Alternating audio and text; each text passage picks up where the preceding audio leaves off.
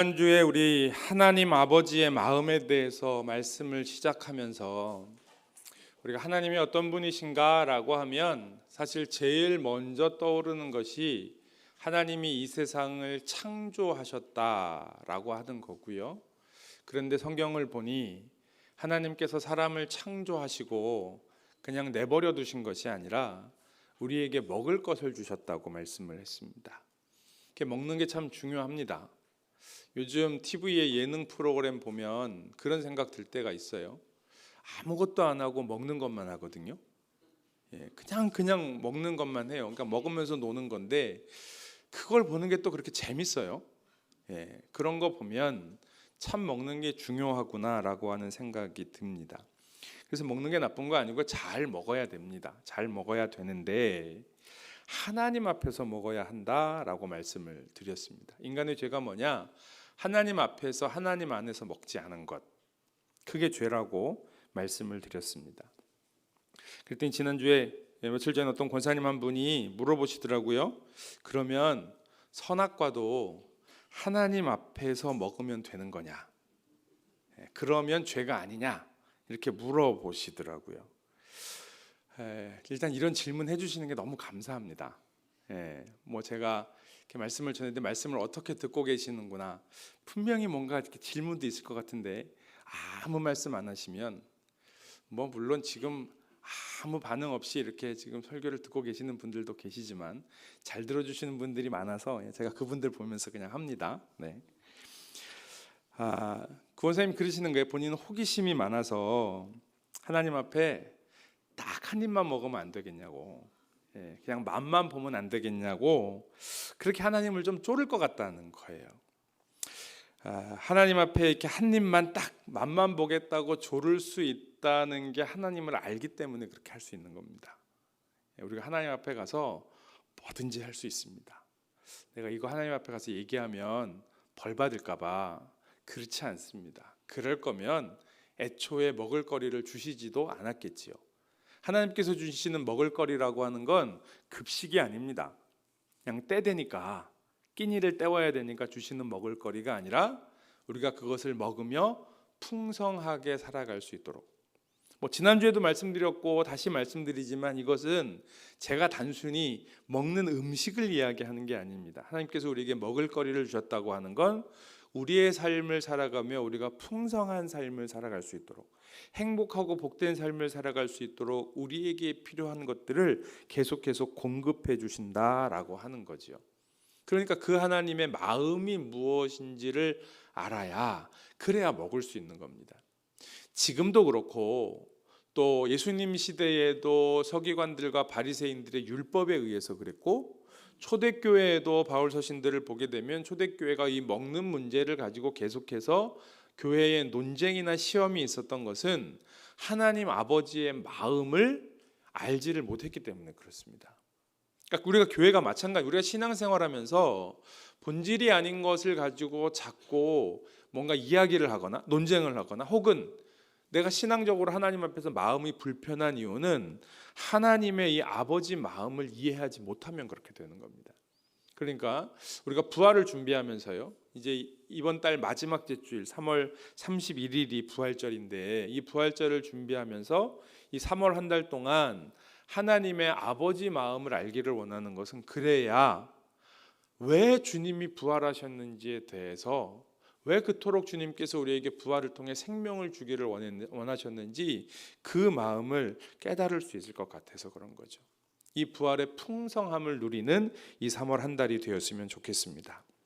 하나님은 동산의 각종 나무의 열매를 먹고 싶은 대로 먹으라고 하셨어요. 창세기 2장 16절과 17절 말씀인데 새번역 성경으로 한번 읽어볼게요. 읽습니다. 시작. 동산에 있는 모든 나무의 열매는 내가 먹고 싶은 대로 먹어라. 그러나 선과 악을 알게 하는 나무의 열매만은 먹어서는 안 된다. 그것을 먹는 날에는 너는 반드시 죽는다. 네, 여러분 여기 말씀에 보면 조금 표현이 달라. 그러니까 뭐냐면 내가 임의로 먹으라는데, 임의로 먹으라는 얘기는 뭐냐면 먹고 싶은 대로. 하나님이 주신 그 에덴 동산이요, 어느 지구상에 있는 한 부분이 아닙니다. 하나님이 창조하신 이 모든 땅이 에덴 동산입니다. 그러니까 이 땅에 하나님께서 주신 모든 것들을 너희들이 마음껏 먹어라. 먹고 싶은 대로 먹어라. 이 말씀이에요. 그런데 뭐라고 하셨냐면 우리가 선악과라고 흔히 딱 줄여서 얘기하는 선과 악을 알게 하는 나무의 열매 많은 그거 딱 하나. 요것만은 먹어서는 안 된다라고 말씀을 하시는 겁니다. 여러분 왜 하나님 앞에서 이것을 먹으면 안 되느냐? 그것은 하나님께서 이 세상을 창조하신 하나님과 피조물인 우리, 근데 하나님의 형상으로 만드셨거든요. 우리를 어마어마하게 귀하게 보시고 거의 우리에게 모든 걸 다 주셨는데 그 하나님과 우리를 구분할 수 있는 딱 한 가지가 뭐냐 하면 이 선악을 알게 하는 나무의 열매예요. 요거 하나가 하나님과 피조물인 우리 인간을 구별할 수 있는 유일한 기준인 겁니다. 이해가 되십니까? 먹는 것뿐만이 아니라 우리의 모든 것들이요 하나님의 성품을 우리에게 주셨다고요. 하나님의 마음, 하나님의 형상을 우리에게 주셔서 우리를 하나님처럼 하셨어요. 옆 사람 보시겠습니다.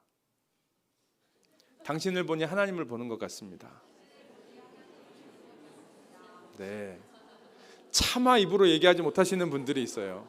차마 입으로 내가 아무리 설교지만 내가 정말 그 말을 못하겠다 뭐 이러시는 분들이 계시는 것 같은데 여러분 그렇습니다. 우리를 그렇게 하셨다고요. 이 모습을요? 네, 그렇게 하셨다고요. 그런데 하나님과 우리를 구별할 수 있는 딱 하나가 뭐냐면 동산 중앙에 선과 악을 알게 하는 나무의 열매 이것만 먹지 마라. 이것만 안 먹으면 뭐든지 다 되는 거예요.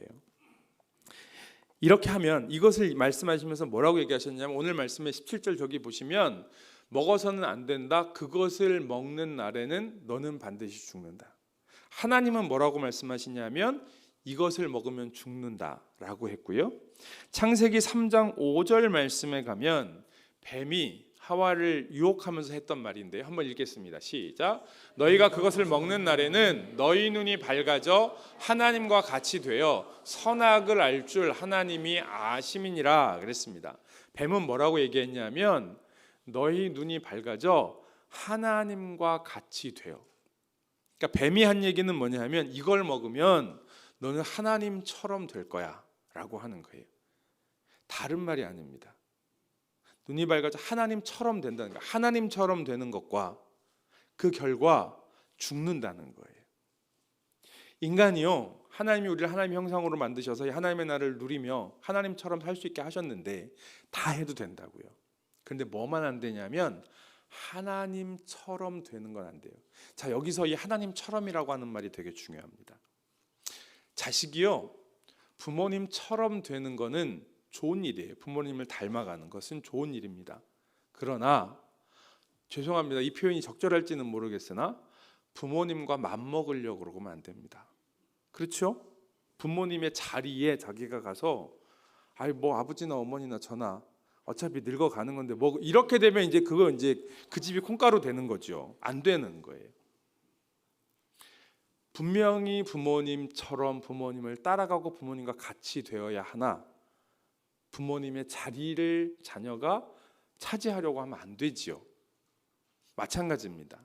우리를 하나님의 형상으로 만드셨기 때문에 우리가 하나님처럼 하나님의 성품을 닮아 주님과 같은 삶을 살아가는 것은 우리에게 명령하시고 요구하시고 주신 축복이나 하나님의 자리를 차지하려고 하면 안 됩니다. 선악을 알게 하는 나무의 열매는 그거인 거예요. 그러니까 뱀도 틀린 말은 아니에요. 근데 뱀이 왜 이것을 먹고 눈이 밝아져 선과 악을 알아서 그렇게 할 줄, 선과 악을 아는 하나님처럼 되라고 했을까요? 죽으라고요. 그러니까 사단이 우리에게 이것을 주는 것은 죽으라고요. 먹으면 좋아요. 선과 악을 구별할 수 있다는 것 얼마나 매력적이겠어요. 그런 걸 모르는데 그런 거 하나 모르고 그냥 하나님이 창조하셔서 하나님하고 같이 이 에덴 하나님과 동산을 거니는 게 그냥 좋기만 한 거예요. 얼마나 좋아요. 천진난만하고. 그런데 좋은 것과 나쁜 것을 구별할 줄 알게 되면 그게 우리한테 복이 아니라고요. 그러니까 여러분 똑같습니다. 우리가 일상을 살아가면 사단이 우리를 유혹하는 게 그게 나쁜 게 아니에요. 가지면 먹으면 잡으면 좋습니다. 좋을 것 같은 거예요. 근데 어떻게 돼요? 죽습니다. 그게 하나님이 우리를 창조하시면서 하나님과 우리를 구별하게 하신 거죠. 그러니까 하나님 앞에서 한 번만 먹어보겠다고 하시는 건 좋습니다. 이게 기도입니다. 하나님, 저거 한 번만 먹어보면 안 될까요? 하나님, 저 이거 꼭 갖고 싶은데 이거 가지면 안 될까요? 하나님, 저 그 자리에 꼭 가고 싶은데 그 자리에 가면 안 될까요? 하나님, 이거 정말 재밌을 것 같은데, 정말 제 인생에 유익할 것 같은데 가지면 안 될까요? 기도하시면 됩니다. 기도하시면 되는데 절대로 하나님 없이 몰래 먹으면 안 된다는 거예요. 그 말은 무슨 말씀이냐면, 기도하고 응답받고 가지십시오. 하나님이 그래도 좋다고 말씀하시면요. 그런데 우리가요, 대충 압니다. 하나님이 안 주실 거라는 거. 왜냐하면 먹는 날에는 정령 죽으리라 말씀하셨거든요. 그걸 모르는 게 아니야. 하나님을 아는 사람은 이거 가지면, 내가 돈 욕심 부리면, 내가 세상에 성공 욕심 부리면, 내가 사람 욕심 부리면, 내가 내 자존심 욕심 부리면 내 인생이 망할 거라는 거 압니다. 그래서 어떻게 하냐면 몰래 합니다. 인간이 죄를 몰래 짓는 이유가 여기에 있습니다. 하나님한테 얘기해봐야 안 될 거 아니까 몰래 하는 겁니다. 여러분, 오늘 본문에 우리가 잘 아는 말씀이에요. 그렇게 아버지 몰래 자기가 하고 싶은 것을 하는 또 다른 인간의 모습을 이야기하고 있습니다. 우리가 흔히 성경을 많이 아시는 분들 잘 아는, 우리는 탕자라고 이야기하는 둘째 아들의 이야기입니다. 이 둘째 아들이 죄인인 이유는 아버지의 마음을 헤아리지 않았기 때문에 그렇습니다. 그래서 아버지 앞에서가 아니고요, 아버지를 떠나 저 먼 나라에 가서 자기가 하고 싶은 것을 하려고 하는 거지요. 여러분, 우리가 하나님 앞에서 살아간다라고 하는 것은 하나님을 중심으로 생각하는 겁니다. 그리고 하나님을 중심으로 판단하는 겁니다. 그렇게 살아가는 것이 하나님 앞에서 살아가는 것이죠. 그런데 둘째 아들은 그렇지 않았어요. 하나님이 중심이 아니라 내가 중심이었습니다. 내가 원하는 것을 하는 거예요. 이게 죄입니다. 오늘 말씀을 보시겠습니다. 12절 말씀 보시면 이렇게 이야기해요. 같이 한번 읽어볼까요? 시작. 그 둘째가 아버지에게 말하되 아버지여, 재산 중에서 내게 돌아올 분깃을 내게 주소서 하는지라. 아버지가 그 살림을 각각 나눠 주었더니. 이 아들이 하는 말이, 아버지의 재산 중에 어차피 저한테 주실 유산이 있지 않습니까? 내게 돌아올 분깃, 그거 저한테 주십시오라고 이야기했습니다. 이게 자기 거라고 생각을 한 거죠. 여러분, 여기에서부터 죄가 시작이 되는 겁니다. 물론 아버지의 것이 내 것이 맞습니다. 여러분, 이 땅에 있는 모든 것이 하나님이 우리에게 주신 거예요. 그래서 하나님께서 우리를 창조하시고 복을 주시고 생육하고 번성하여 땅에 충만하라, 이 땅의 모든 것을 정복하고 다스려라라고 말씀하셨어요. 우리에게 주신 게 맞습니다. 그러나 내 마음대로 쓸 수 있는 게 아니라는 거예요.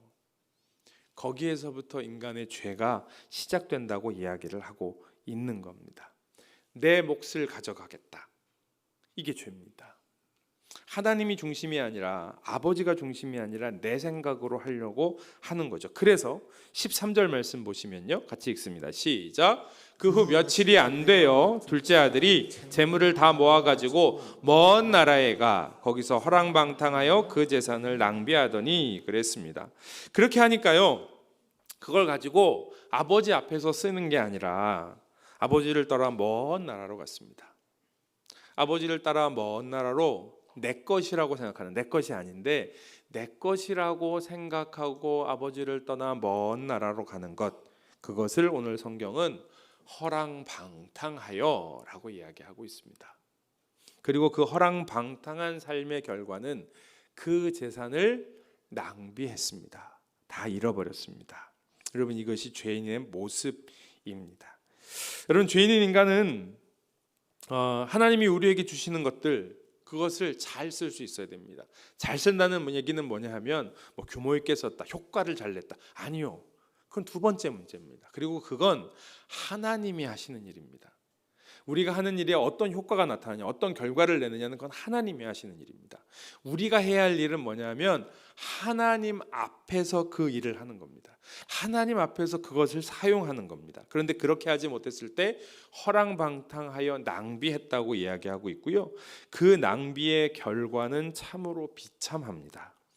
14절부터의 말씀을 보면 그렇습니다. 14절 보여주시면은요. 그 자신을 낭비했는데요. 읽을까요? 시작. 다 없앤 후 그 나라에 크게 흉년이 들어 그가 비로소 궁핍한지라 그랬습니다. 여러분, 세상의 흉년은 반드시 들게 되어 있습니다. 하나님 나라에는 흉년이 없습니다. 하나님 나라에는 주님이 주시는 넉넉함이 항상 있습니다. 그런데 세상의 나라는 흉년이 듭니다. 왜 흉년이 드냐 하면 자기가 가져가려고 그러니까 그렇죠. 하나님을 중심으로 사는 게 아니라 내 마음대로 살려고 하니 더 많이 가지려고 합니다. 단순하게 생각을 해도 나오는 게 늘 이야기를 듣지만 이 지구상에는, 이 지구상에 있는 모든 인구가 다 먹고도 남을 만한 충분한 양식이 이 지구상에 충분하게 있습니다. 그런데 한쪽에서는 먹어서 남아버리고요, 썩어버리는데 한쪽에서는 3초에 한 명씩 아이들이 죽고 있다고요. 여러분, 하나님의 나라는 절대 부족하지 않습니다.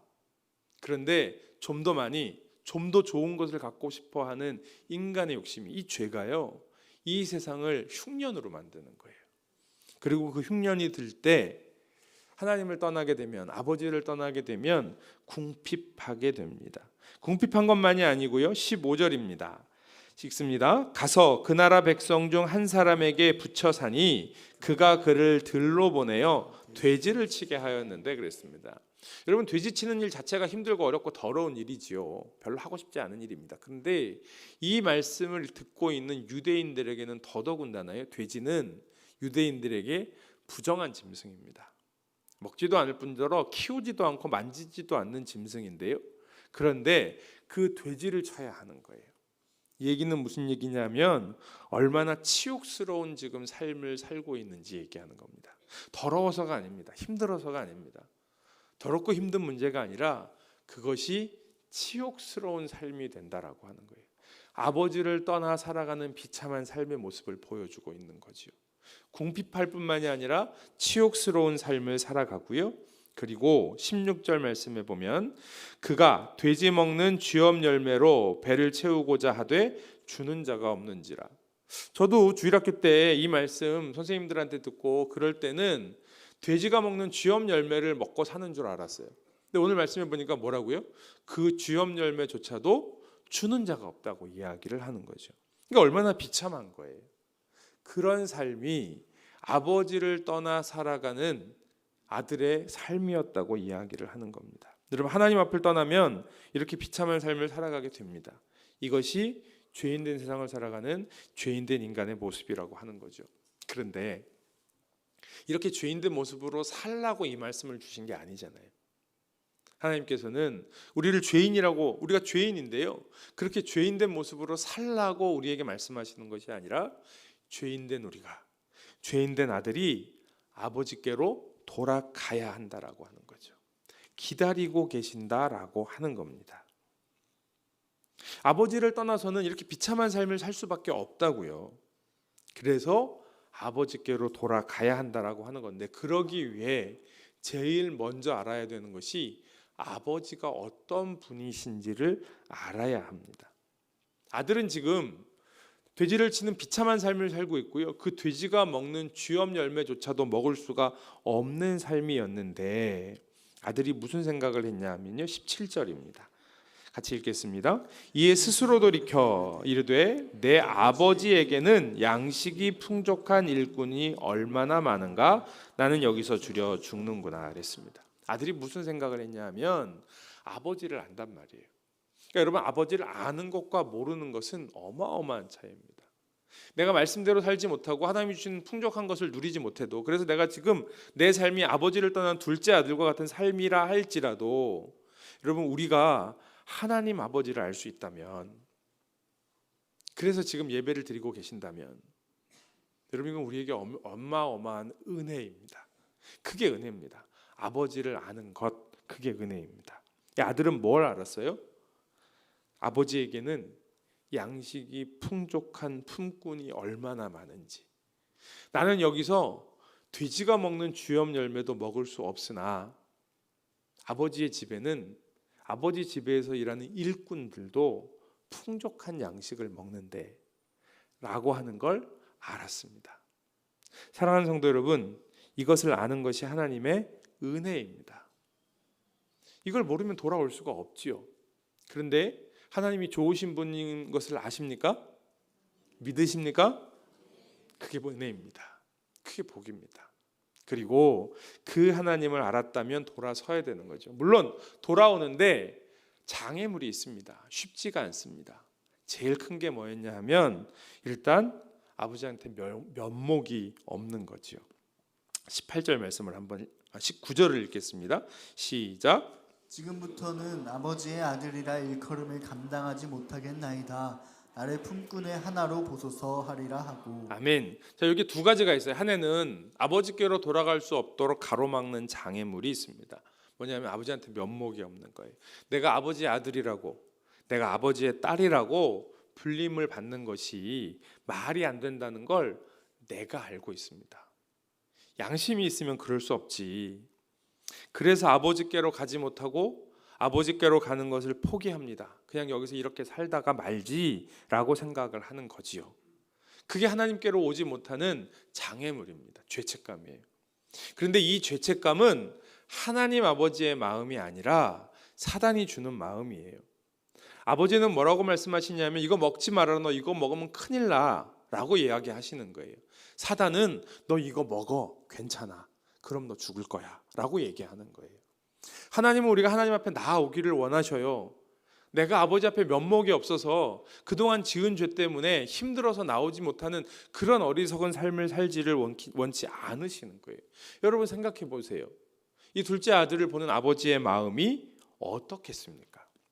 아유, 그래도 자식 컸네, 염치가 없다고, 그래도 그런 마음 가지니 어때?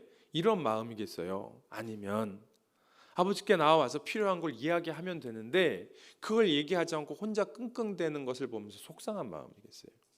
자녀들 키우면서 그러지 않으셨습니까? 가끔 아이들이 좀 철든 애들이 있어요. 그래서 뭐가 필요한데 엄마 아빠 힘들까 봐 얘기를 안 하는 거죠. 한편으로는 기특하다는 마음이 들기도 하나 부모 마음이 어떤 거예요? 짠한 거죠. 얘기하지, 해줄 수 있는데. 물론 우리는 육신의 부모이기 때문에 자녀가 원하고 필요한 건데 그 원하는 대로 필요한 대로 해주지 못해서 안타까운 마음이 들 때가 있어요. 그러나 적어도 우리 하나님 아버지는 그렇지 않습니다. 다 주실 수 있는 분이시고 이미 예비하시고 준비하신 분이세요.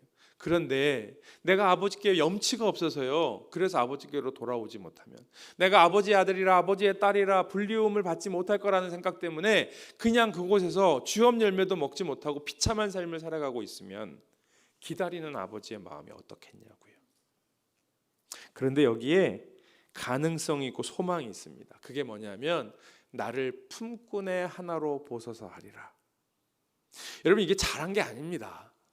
왜 품꾼의 하나예요? 아들이죠. 그리고 아버지는 이 아들을 그렇게 맞이합니다. 그런데 그래도 나를 품꾼의 하나로라도 여겨 주십시오라고 하는 마음이 아버지께로 돌아갈 수 있는 마음의 출발이라고 하는 거죠. 그것 때문에 아버지께로 돌아올 수 있었습니다. 게다가요, 여러분 20절 말씀에 보면 19절에 그냥 두세요. 나를 품꾼의 19절 그냥 두라고. 나를 품꾼의 하나로 보소서 하리라 하고 20절 딱 넘어가면 어떻게 나오냐 하면요, 이에 일어나서 아버지께로 돌아가니라. 이 사이에 괜히 주저하고 망설이고 고민하고 누구 상담하고 그러지 마시고요, 아버지께로 돌아가는 겁니다. 그냥 하나님께로 갈 수 있는, 아버지께로 올 수 있는, 아버지의 은혜를 내가 누릴 수 있는, 아버지의 은혜가 뭔지 알아요. 하나님께 가면 다 될 것 같아요. 잘은 모르겠지만 이래도 되나 싶기는 하지만 그래도 그럴 것 같아요. 그러면 어떻게 하는 거예요? 아버지께로 돌아오는 거예요. 이게 아버지의 마음을 알고 아버지를 아는 자녀의 마음이라고 하는 겁니다. 여러분 우리에게 필요한 것을 공급하시는 우리 하나님 아버지는 그렇게 해서 온 염치 없는 것 같고 자격도 없는 것 같고 그렇게 온 자녀를, 아들을 용서하시는 아버지이십니다. 내가 하나님 앞에 있기를 싫어하고 내 마음대로 살려고 했고, 근데 잘 살기는 하지. 제대로 살지도 못하고 궁핍하고 비참한 삶을 살아가는 우리를 용서하시는 하나님이 우리의 아버지 하나님이라고 하는 거예요. 그런데 그 하나님의 용서가 어떤 용서냐? 용서해 주시는 것도 참 좋은데 이 용서가요, 차원이 달라요. 첫 번째는 뭐냐 하면 하나님은요, 우리의 죄를 따지지 않습니다. 21절 말씀을 좀 한번 보겠습니다. 21절 보면 아들이요, 아버지, 내가 하늘과 아버지께 죄를 지었사오니 지금부터는 아버지의 아들이라 일컬음을 감당하지 못하겠습니다 라고 이야기를 합니다. 그게 이 아들의 마음이에요. 생각도 그렇게 했군요. 아버지 앞에 갔더니 그냥 이제 아버지 앞에 왔으니까 저 이제 용서 받을래 이렇게 못했단 말이에요. 그런데 여러분 보십시오. 아버지의 아들이라 일컬음을 감당하지 못하겠나이다 하니 그 다음이 뭐냐면 아버지는 종들에게 이르되, 그러면서 그 다음에 나오는 게 뭐냐면 좋은 옷을 가지고 오고 좋은 신을 가지고 오고 반지를 끼우고 그리고 가장 좋은 것들을 잡아 우리가 먹고 즐기자. 아버지 앞에 돌아왔는데요, 돌아온 아들을 향하여 그래, 너 그동안 잘못했지? 너 그래 그러는 거 아니다. 겉봐라, 너 고생이지. 이런 말씀 하나도 안 하시고요. 그냥 아들은 돌아와 아버지, 제가 아버지의 아들이라고 불리움을 받을 수 없는 사람입니다 라고 이야기하는데 그거 가지고 그냥 하나도 묻지도 따지지도 않으시고요. 그 앞에 20절 말씀에 보면 어떻게 했어요? 이미 아버지는 나와서 아들을 기다리고 있고 그 아들이 왔을 때에 아들에게 달려가 목을 안고 입을 맞추고, 아들이 그럼에도 불구하고 아버지, 제가 아버지께 죄를 지었습니다. 제가 아들이라 일컬음을 받을 수 없습니다 라고 할 때에 하나도 묻지도 따지지도 아니하시고 종들에게 이르되, 그러면서 좋은 것을 가져다가 잔치를 베풀어 주시는 아버지이시라고 하는 겁니다. 사랑하는 성도 여러분, 우리가 죄를 깨달아야 하고 죄를 인정해야 합니다.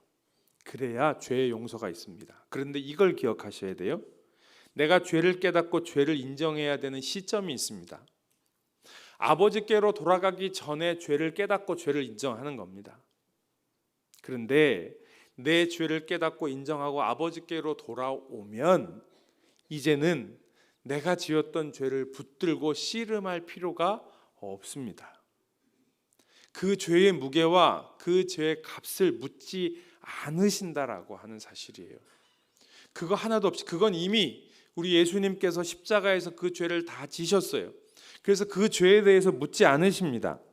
그 죄에 대하여 죄책감을 주지 않으십니다. 여러분, 우리가 죄를 깨닫게 될 때에 하나님 아버지 앞에 나아가면 자유함이 주어집니다. 그런데 그 죄를 깨닫고 아버지 앞에 가지 아니하면, 사단이 우리의 죄를 깨닫게 하면 죄책감 가운데 시달리는 거예요. 기억하십시오. 내가 지은 죄 때문에 시달리는 죄책감은 절대로 하나님이 주시는 마음이 아닙니다.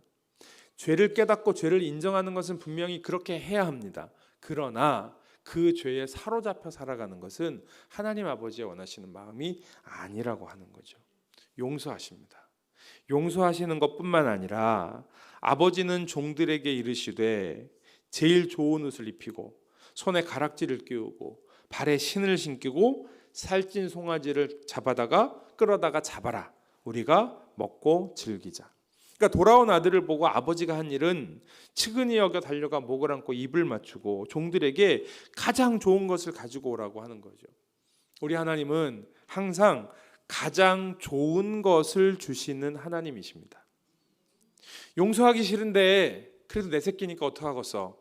마지못해 할 수 없어. 그렇게 적당히 용서하시는 하나님이 아니라 돌아온 것만으로, 아버지를 떠났던 아들이 돌아온 것만으로 두 팔을 벌려 아들을 끌어안고 입을 맞추고 그 아들을 위하여 당신이 가지고 있는 가장 좋은 것을 내어주시는 분, 그분이 바로 우리 하나님이시라고 하는 거죠. 그리고 우리는 그것을 받을 자격이 있습니다. 왜냐하면 뭘 해서가 아니고요.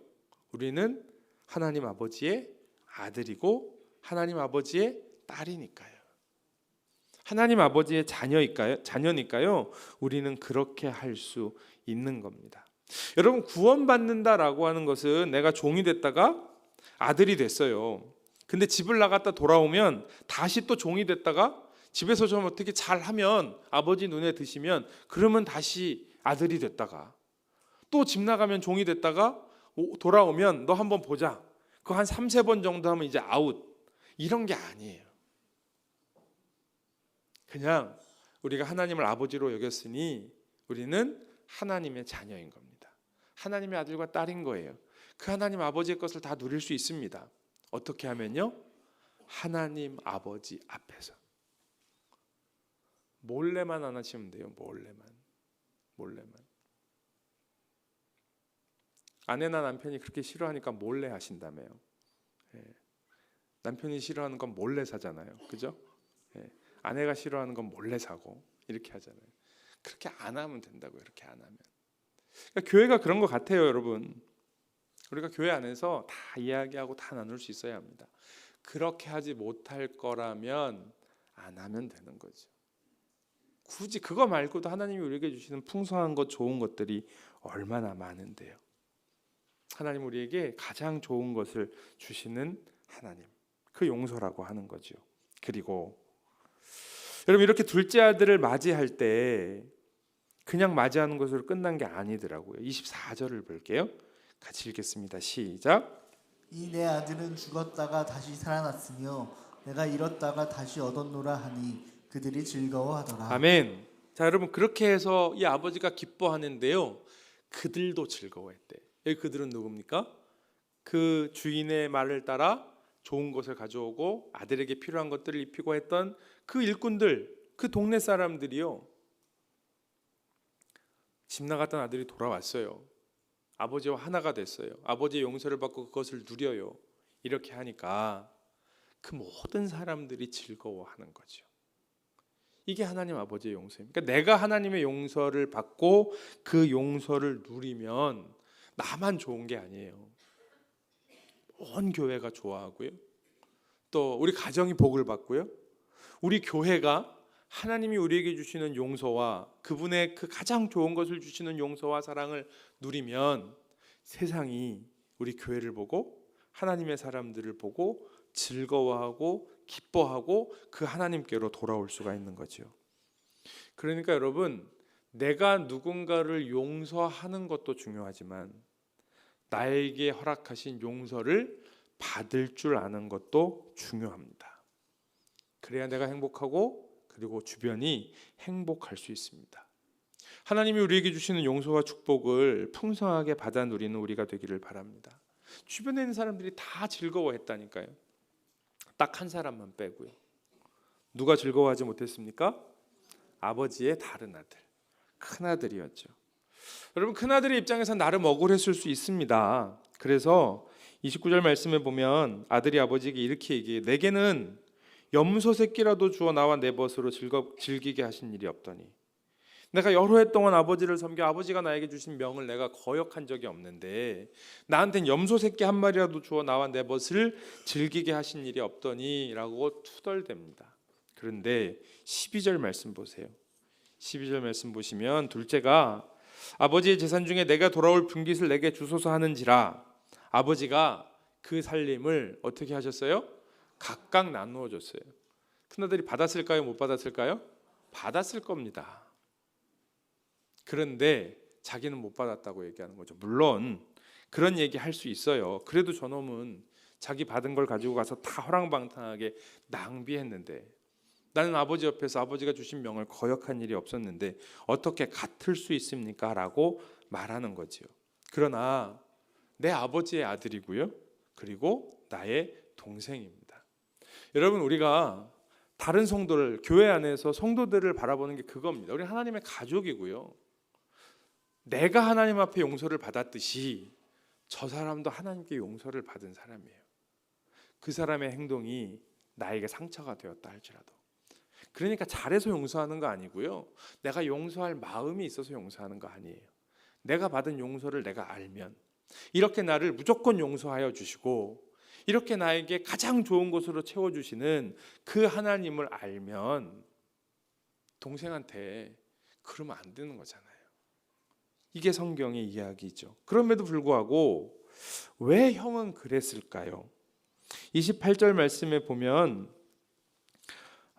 그가 노하여 들어가고자 하지 아니하거늘. 그래요. 집안에서 일어난 일, 지금 잔치가 벌어지는 일들을 듣고 화가 나가지고 들어가려고 하지 않습니다. 심지어 아버지가 나와서 권했어요. 그럼에도 불구하고 아버지한테 이렇게 이야기를 하는 거죠. 아버지 이러실 수 있습니까? 라고 이야기하는 거예요. 왜 그럴까요? 둘째 아들은 아버지를 떠나 멀리 갔습니다. 그래서 아버지 없이 자기가 가지고 있는 재산을 허랑방탕하게 썼습니다. 큰 아들은요, 집에는 있었는데요, 여전히 아버지 앞에 있지 않았던 거지요. 그렇지 않겠어요? 아버지 앞에서 집을 지키고 아버지를 옆에서 돕고 있었을지는 모르겠지만 여전히 그도 똑같은 마음으로 아버지의 받을 것을 내가 받고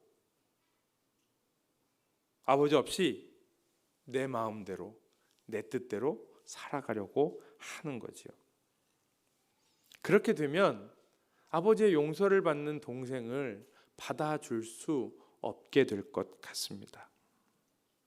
여러분, 우리가 열심히 봉사했다고, 내가 교회를 그렇게 섬겼는데요, 내가 교회를 위해 그렇게 애를 썼는데요, 그러나 그게 하나님 앞에서 한 것인지를 기억해야 합니다. 말씀드린 것처럼 하나님 몰래 나쁜 것을 하는 것도 죄가 분명하나 아버지가 나에게 주시는 명을 지키지만 그게 하나님 앞에서, 아버지 앞에서 하는 일이 아니라고 하면 결과는 똑같을 수 있다라고 하는 것을 우리에게 보여주고 계시는 거죠.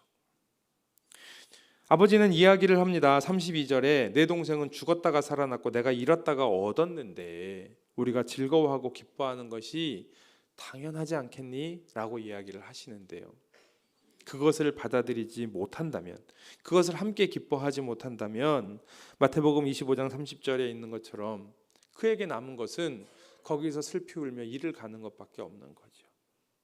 왜 굳이 기뻐하고 즐거워하는 삶을 살아가지 아니하고 슬피 울며 이를 가는 삶을 살겠냐고요. 잘 아시는 것처럼 마태복음 25장의 이 말씀은 달란트의 비유입니다. 저 사람은 5달란트 받았는데 한 달란트밖에 안 주셔서 삐진 거잖아요. 왜 그러냐고요. 1달란트도 이미 어마어마합니다. 내가 누리고 나누기에 충분한 하나님이 나에게 주신 기업이고 유업이고 사랑입니다. 그것들을 풍성하게 누리는 우리가 되었으면 좋겠습니다. 하나님 앞에서요, 우리에게 주신 하나님뿐만 아니라 주신 것을 누릴 수 있도록 우리를 풍성하게 하시는 하나님이십니다. 용서하시고 사랑하시고 풍성하게 주시는 하나님 아버지 안에 거하는 우리 모든 성도님들 되시기를 주님의 이름으로 간절히 축원합니다.